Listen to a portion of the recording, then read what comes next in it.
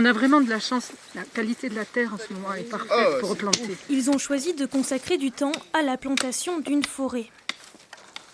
On éclate le godet, on libère les radicelles, les petites racines fines pour qu'elles ne soient pas trop compactées. Et on émiette le plus possible la terre autour de l'arbre. Une semaine a été nécessaire pour planter ces 5000 arbres sur cette parcelle mise à disposition par un particulier. Pour cela, 15 bénévoles en moyenne sont venus chaque jour des 4 coins de la France.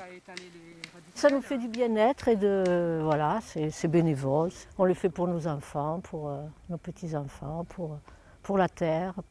Comme pour la première forêt du projet Sylva, les arbres plantés sont indigènes. C'est-à-dire qu'ils sont originaires du territoire sur lequel ils se développent, ici, le Tarn.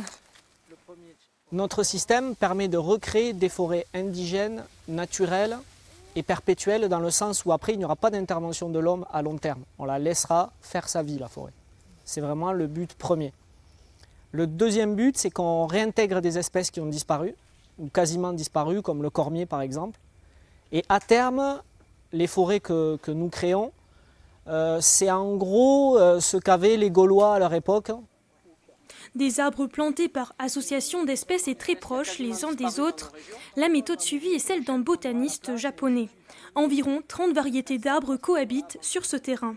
On fait des émules un peu partout en France, donc on travaille avec d'autres collectifs pour leur fournir la méthode et la technique pour que certains puissent la refaire ailleurs en France. Une troisième forêt indigène devrait voir le jour en 2020.